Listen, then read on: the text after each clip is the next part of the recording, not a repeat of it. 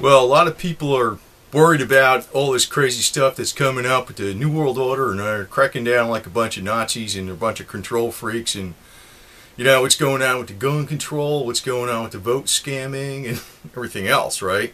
What's going on with the fiat currency, what's going on with the economy, and everybody's like, run for the hills, right? Well, I'm going to tell you right now, that's the one thing you kind of don't want to do. I mean, if you're in a city and you think there's a catastrophe coming, you do want to get out of the city, per se, but you don't necessarily want to run to the hills. There's also people out there talking about they're going to make this community out in the mountains and they're going to make a stand for the USA, and that's ridiculous. I'm going to tell you right now, that's not a smart thing to do, because if you take an aggressive stand, you're just sitting like an idiot target. It's almost like swimming out to an island. They'll just drop a virus or a bomb on you and you're done. You're done. That's all there is to it. Actually, if you're going to actually provide, say there's like a Nazi takeover of America or something, what you're going to have to be is more like the French resistance in France. You know, be part of the community and resist the Nazis. That's really what you'd have to do. You're not going to be like, you know, I'm going to be direct frontal confrontation.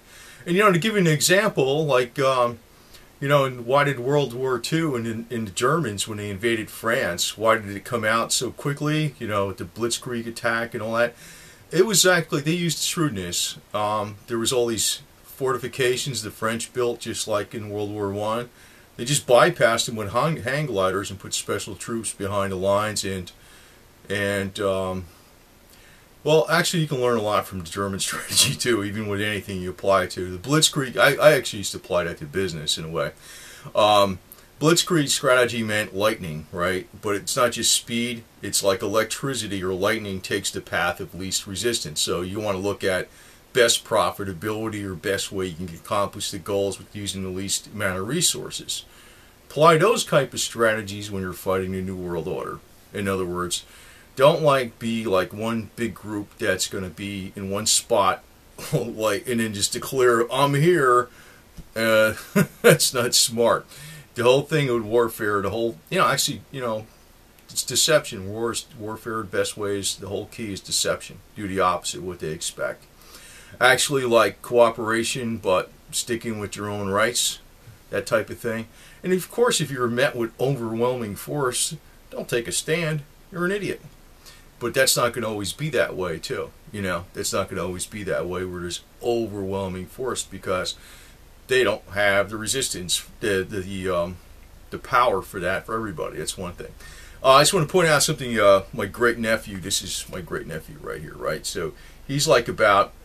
He's going to be 8 in a couple months or a few months, actually in May, end of May, but.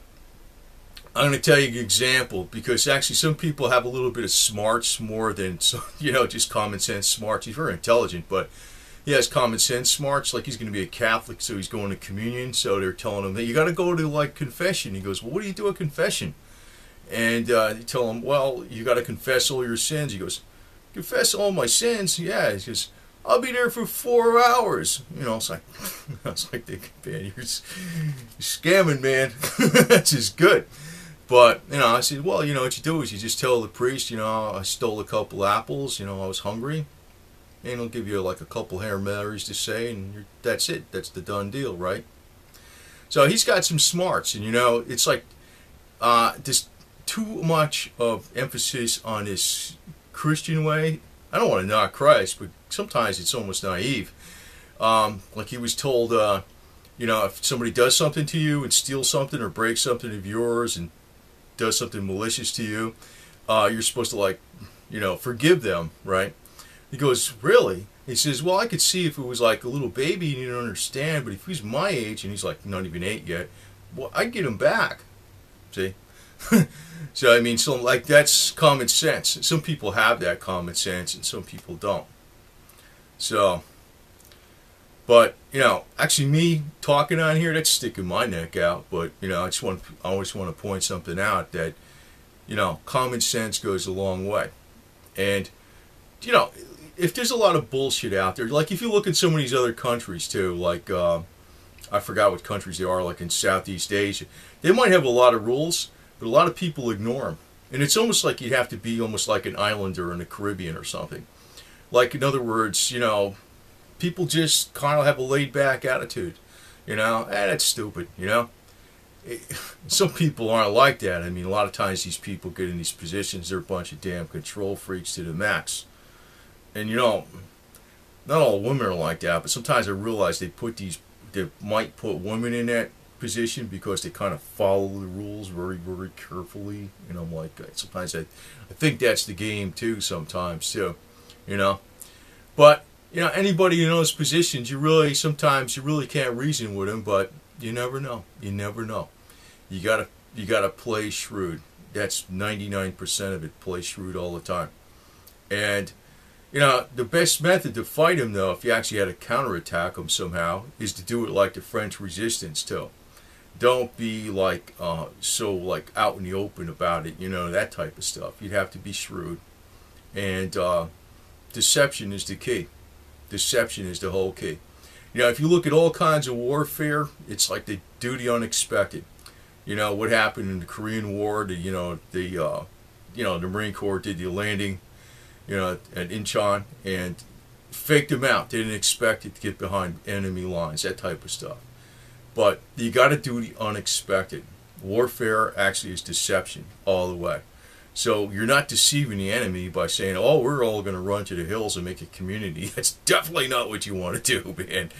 Definitely not. That's stupid. That's very stupid.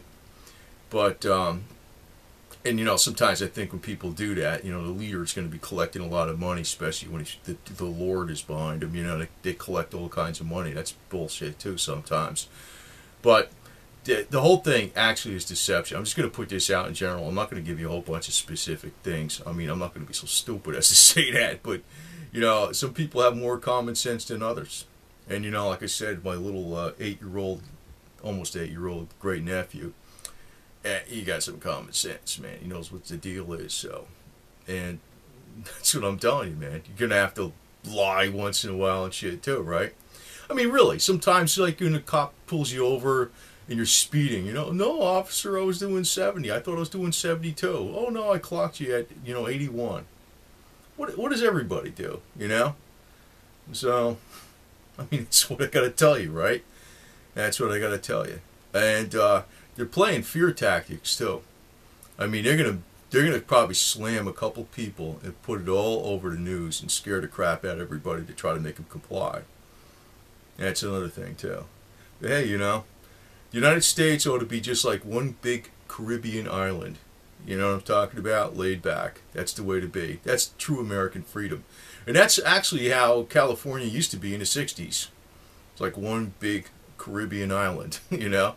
And that's the attitude to have. Everybody's laid back. So, you know, everybody's laid back. I mean, you know, like I said, you know, you could take, you know, I could take, you know, a pair of scissors or something. I don't know if I have any over here, but, oh, a pair of these staple pullers and, you know, chop your finger off. This is a deadly weapon. You know, I mean, anything could be a deadly weapon.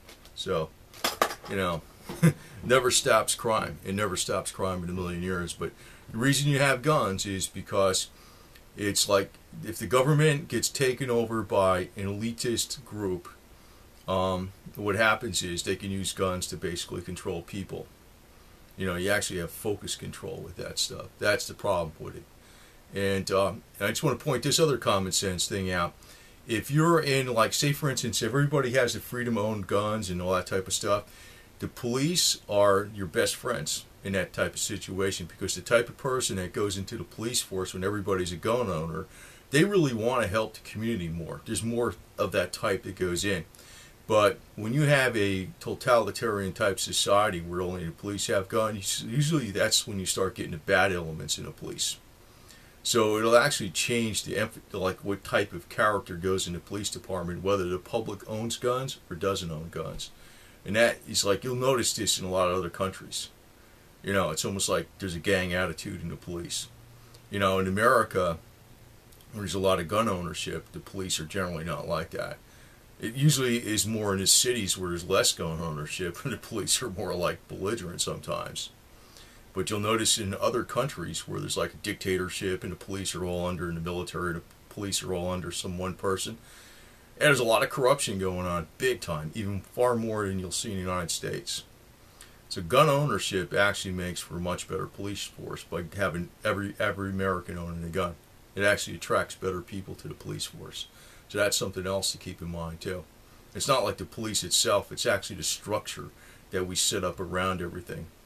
So actually everybody having an equal right to have self-preservation and self-defense and that type of stuff in a balance of power. It just makes everything work a lot smoother, police and the military.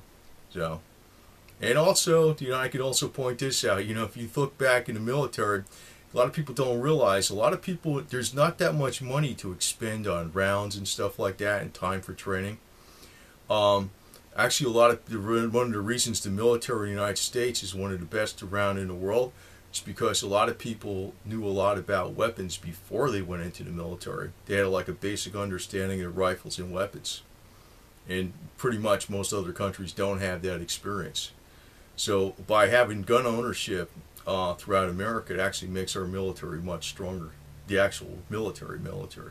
Because a lot of people go in there with a lot of experience too, before they even go in. And I can give an example of my cousin, who's a Marine Corps sniper. And he did political assassinations and everything like that. He was like, of the scout snipers, he was like one of the better ones. And I don't know if people like that or not, but it was against America's enemies. Okay, I mean, you don't just kill people right off the bat. I mean, they have to have 7 confirmations before they pull the trigger. So a lot of times the guy would leave for that reason. Which is kind of frustrating because he was like scouting him out for all this time. But yeah, he learned that from his his father. So yeah, I guess America does have a gun culture, but it helps the military a lot too. So that's just part of the whole thing. It all works together, and that's just how it is. It's a better deal all the way around.